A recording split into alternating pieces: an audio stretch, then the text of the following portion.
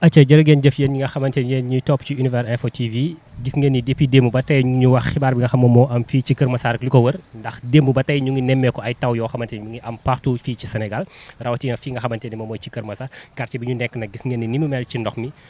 ndox mi jël na lépp mën nañ ni jël na lépp ndax boo xoolee oto yi nga xamante ni sax am nañu benn taxawaay bi gis nga ndox mi dem na ba xaw leen muur tellement que ndox mi dafa bari gis nga tamit ñi nga xamante ni ñoom ñoo nekk fii comme dëkkandoo yeeg ñi nga xam ñoom ñooy borom kër yi ñoom ñëpp ñi ngi ci mbedd mi ndax amuñu fenn foo xamante ni war nañ fa mën a dem comme wàllu mais ñu taseeg benn paa boo xamante ni père de famille la ñu fekk ko fii ci buntu kër gi bëgg waxtaan ak moom rek ci li nga xamante ni moom moo xew ni ki démb papa nuyu nañu la ñu ngi lay fay Abdou Karim Sall retraité de la Sénélec ñun daal depuis 1h du matin ba léegi non du 1h du matin tax parce que 7h démb ci ngoon la taw bi commencé nii amuñu kenn ku ñu secourir ministre bi ngi soog a ñëw léegi fii léegi lañ ko fi gis peut-être que ñu am solution mais c'est au niveau de Mbao foofu la ñu jëlee canal bi ñu fatt ko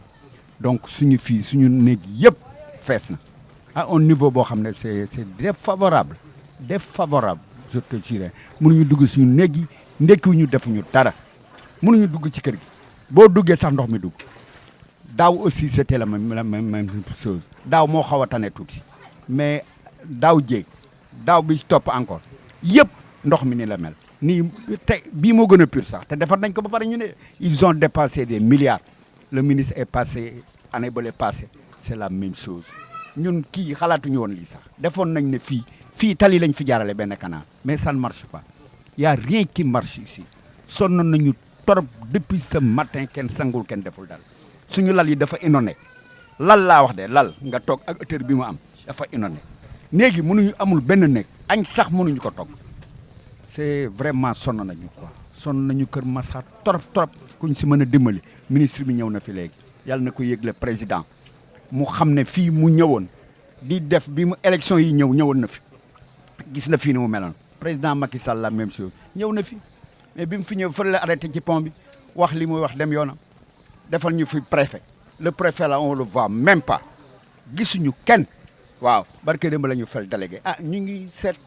ndax yàlla dinañ mën a defal démarche yu ñu jàppalañ ci affaire métti na de métti na trop waaw ñu ngi nii en face église Kër Massar Camille Bass foofu la ñu nekk ndox mi yëpp jël na ko lieu de culte suñu bos ñoon waxuñu ko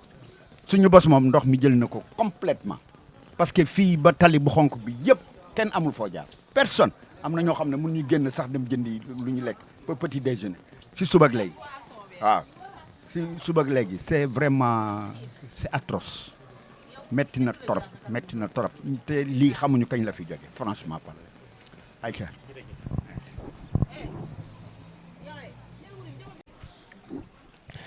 ba tey ngeen gis li nga xamante ne moom moo am fii ci Kër Massar gis ngeen ndox mi ni mu def kër yi gis ngeen ni mu def secteur bi ñu nekk fii ci Kër Massar gis ngeen kër gi fii fu ngeen dugg rek ndox la fu ngeen dugg ndox la tellement que ndox mi bari na lool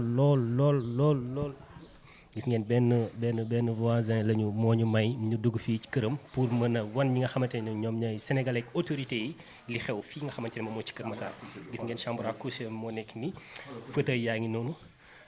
matelas bàyyi noonu salle de bain bi gis nga fu ngeen tourné rek ndox la amuñu kenn koo xamante ni war na mun a ñëw pour épauler leen ci li nga xamante ni tey dal na leen ndax ni ki démb ba tey gis ngeen ni ndox mi arrêté wul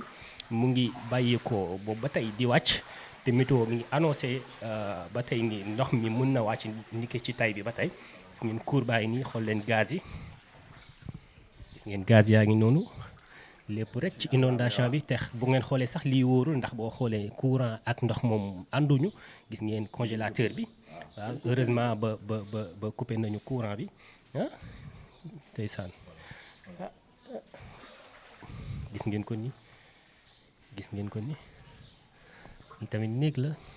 mais fépp rek ndox la ñun ku ñu xam tuuti xam ni sax gàttuñu waaye ndox mi dem na ba romb suñu oom yi gis ngeen ko sànq ñu ngi ñuy wax ay wax yu daweeram gis nga ci démb ba léegi ñoom nelawuñu démb ba léegi mënuñu sax préparer li nga xamante ni moom mooy petit déjeuner bi di ndékki taluñu ko sax tellement que ndox mi bari na fi loolu gis ngeen ko gis ngeen ba tey ci biir kër gi la mais nag xam naa autorités yi dinañ ci jël ay matuwaay ndax tamit lii salon baa nekk nii waaw ndeysaan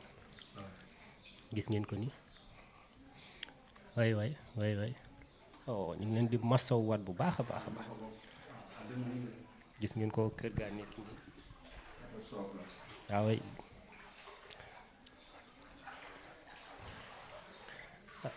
xëy na autorité yeeg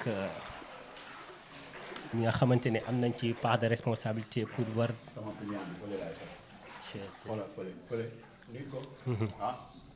foofu laay toog. oh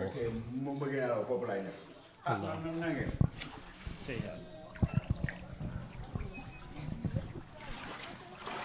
gis ngeen ko gis ngeen li nga xamante ne moom la ñu nemmeeku ci biir kër gi ndox mi bari na loolu fu ngeen tourné rek ndox ngay gis gis ngeen mbedd bi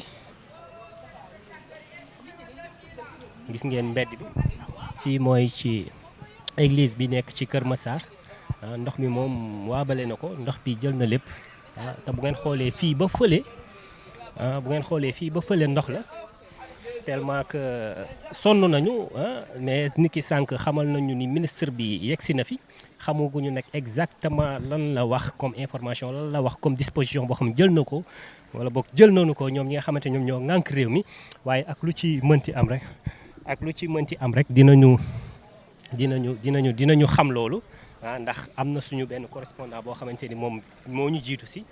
waaw jël na image yi fii ak si ay simili yu ndaw incha allah dinañu envoyé image yooyu ñu dugal ko yéen ñi nga xamante ni yéen a bëgg a xam li fi xew exactement ñu dëgtal leen ko ci sunu page Univers Info TV gis ngeen ñii ñëpp ay dëkkandoo lañ gis ngeen ñii ñëpp ñi ngi kii seen i bagages yi tellement que ndox mi dafa bari sunu yaay yi ñoom ñëpp ñu leen di masawu ay def nañu seen toile Fall nuyu nañ la. waaw ñu ngi lay fay. maa ngi si jàmm bu baax waaw maa ngi tudd Madi Ndiaye. waaw metti na trop moom franchement xam nga parce que foogee wuñ ko woon dafa bette lu bette la trop xaaruñu ko woon tamit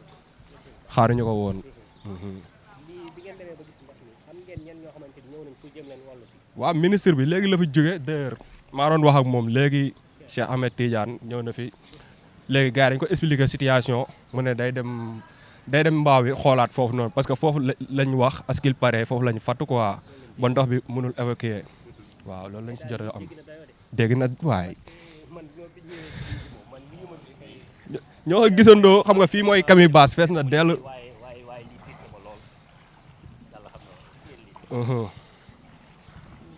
fii mooy Camille Basse quoi après UCAD moo nekk si ginnaaw man fa laa dëkk mais foofu yëpp dafa fees foofu yëpp dafa dem ba muur oto yi ku fi yor oto bu gàtt moom da ngay am problème.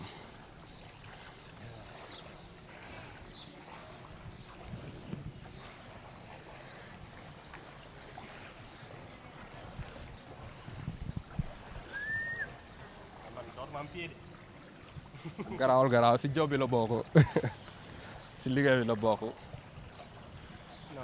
yaa koy dugal ñaan yàlla xam nga gouvernement bi jot si quoi parce que ñun ñoo ko votel tamit xam nga ñoo ko votel mais lii moom franchement kenn xaaru ko woon ak tali bi gars yi defar nañ assainissement mais xamuñu nan la demee noonu xamuñu ay salte ñoo si dugg xamuñu lan la waaw. waaw côté bi mooy suñu secteur fii yëpp suñu secteur la fii yëpp ba si biir gaala yi ba si néeg yi salon yi lépp dañoo dem ba xam nga kenn génnatul kenn waxatul doo gis sax ku taxaw di vidéo parce que dañ ko miis quoi dañ ko tàmm nañ ko dund noonu la demee. waaw. micro bi tàkk na. waaw demal. alors chers internautes ñu ngi fii cité Camille Basse en ànd ceeg Bataaxal TV ak Univers Info ba tey voisins yaa ngi ñaxtu ñi nga xam ne dañoo perte seen kër ñu ngi nii taxaw ñi daal di ñaxtu ne sonn nañ trop depuis démb lekkuñu naanuñu mu nekk situation ba nga xam ne c'est très difficile nee naa wax naa leen ko sànq tant que tegoo ci sa bët rek doo xam la nga xam ne ñoom moom la ñuy dund sëñ bi maa ngi lay jaajëfal bu baax a baax di leen masawu en même temps. ñu ngi lay di gërëm yéen itam yéen ñi ñëw tey di jéem a tasaare bataaxal bi maa ngi commencé fi nga terminé léegi nag ne sonn nañ lool lekk ñu naan nañu yaakaar nañ ni situation bi ñuy traversé nag dafa laaj une solidarité nationale parce que mënoo nekk sa kër di tëdd di nelaw ay xale yu ndaw yoo xam ne depuis démb nelawuñ ba taw ba mu tawee ba léegi nelawuñ lekkuñ souffrance yooyu nag vraiment dañ si war a gaaw jóg si waxuma la mais entre nous la population ñu nekk si ndox mi ak ñu nekk si ndox mi ñu nekk si ndox mi ñu ëpp doole ñu nekk si ndox mi ñooñu ku nekk bu ñëwoon andi solidarité jël ay xale yu ndaw yi yóbbu sa kër wala nga jël ay xale yu ndaw fexe nu ñu lekkee pour problème bi dina gën a kii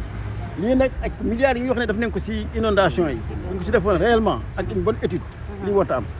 donc li ici bu ngi montré une fois de plus que ne xaalis bi dañ ko sàcc lekk ko ba léegi te ñu fi ñëw nag il faut ñu jéem a wax ne lii nii na arrêté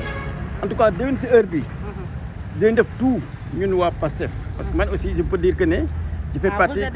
je suis de PASTEF je suis le coordonnateur national le vice-coordonnateur national des Magui PASTEF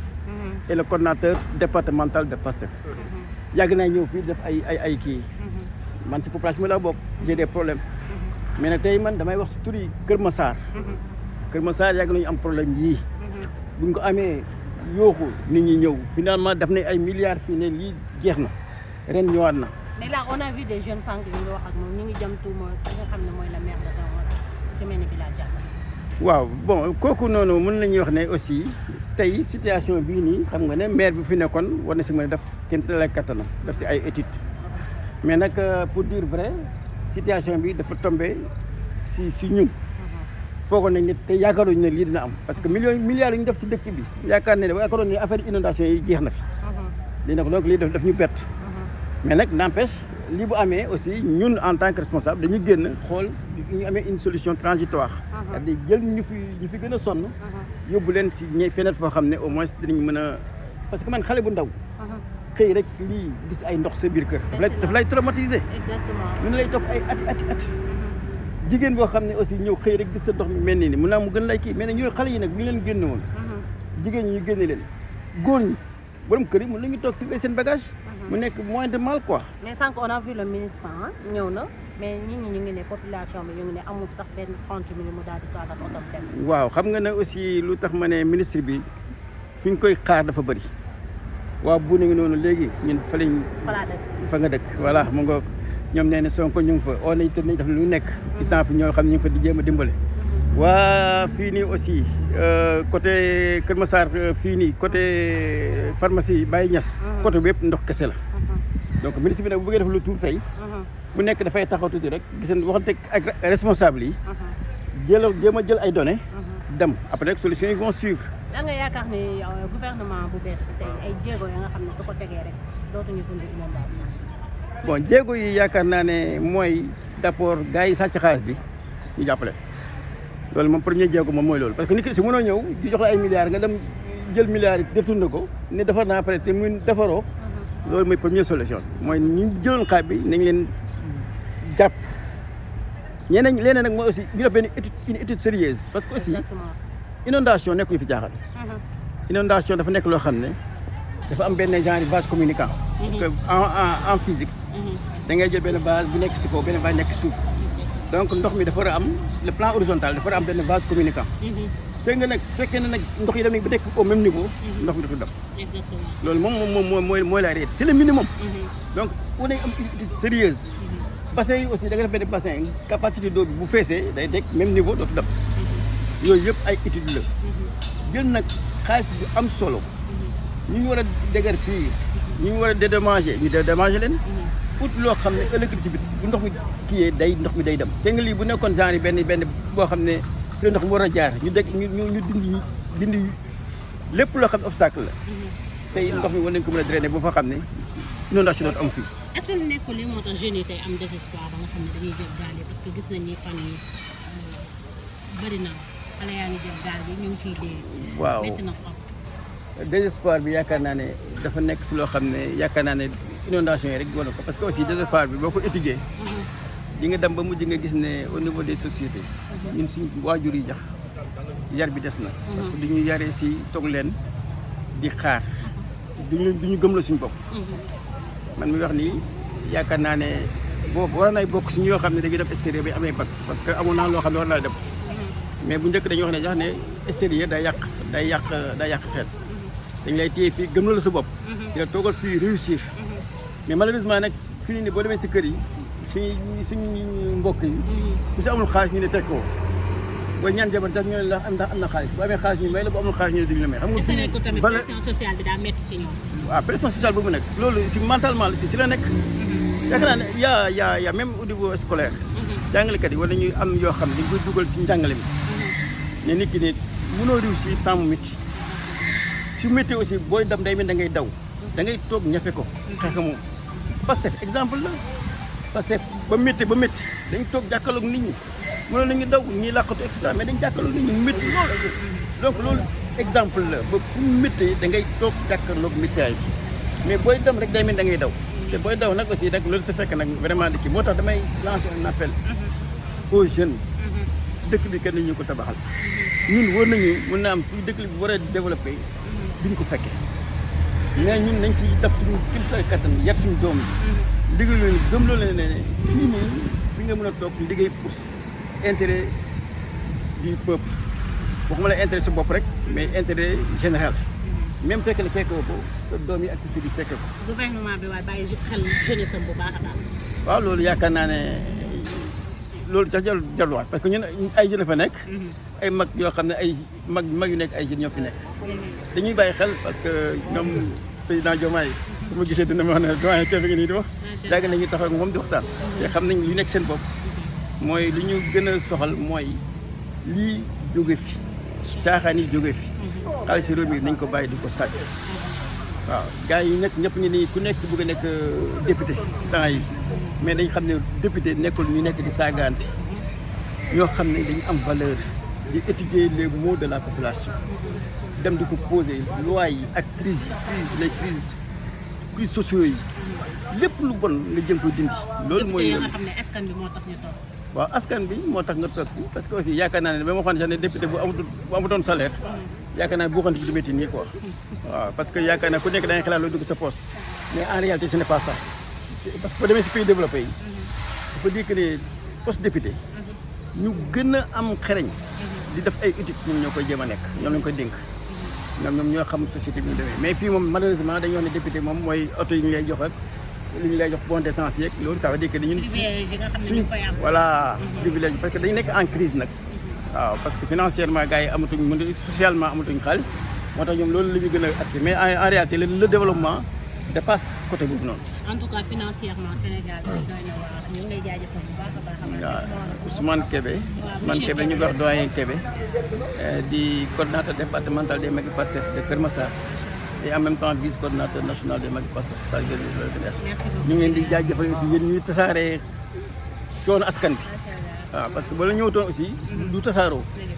gars yi ngi fanaan seen hôtel yeeg seen néeg yi mais en réalité am na ñoo xam ne ñaari fan ngi ne tëdd ñu nelaw voilà vraiment nañ def solidarité nationale dimbale ñi nekk si askan bi man si laa bokk ñii si la bokk ñeneen si lañ bokk waaw mais nag am na couche boo xam ne yàlla xam ne toog nañ ñaari fan yoo xam ne daanaka lekku voilà xam nga voilà loolu daal lañ amoon liñ si bëgg a yokk ñu di gërëm di leen sant. allez monsieur Kébé ñu ko jaajëfal bu baax a baax. ci biir ndox bi laa bëgg pour ci biir ndox bi.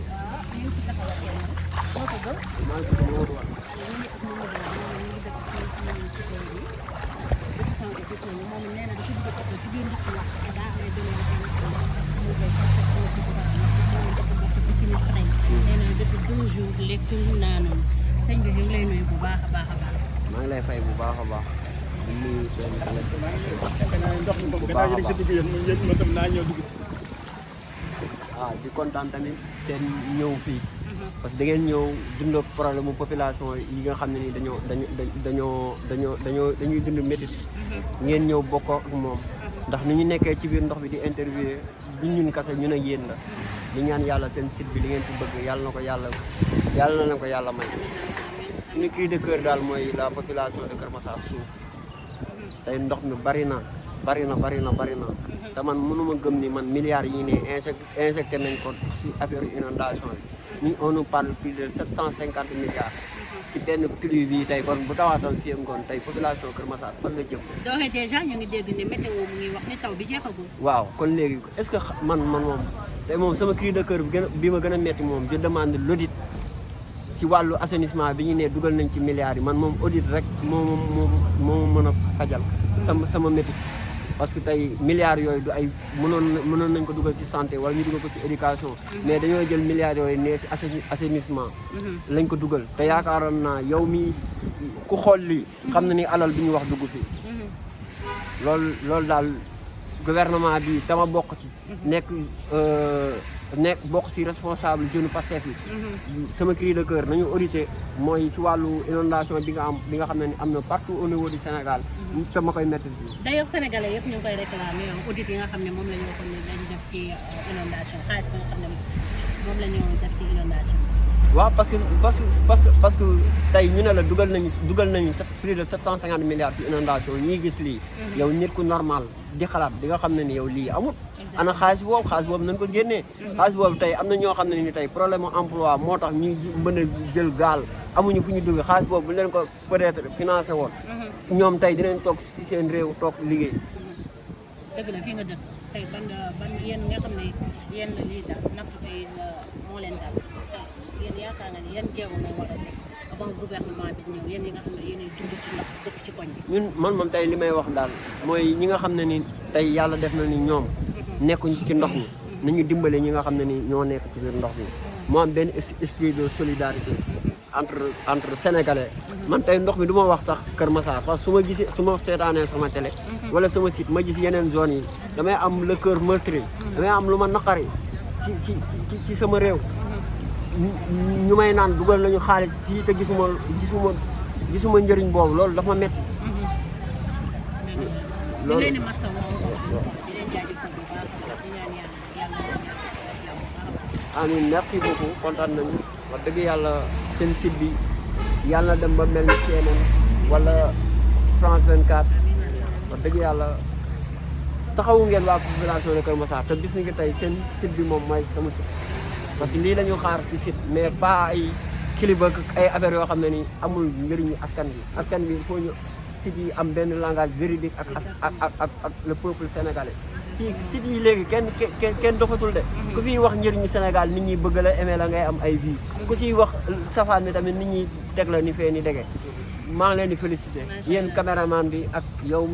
yow mi may posé question yi maa leen sant di leen gërëm. Macha Allah. Allez, au revoir. Merci beaucoup.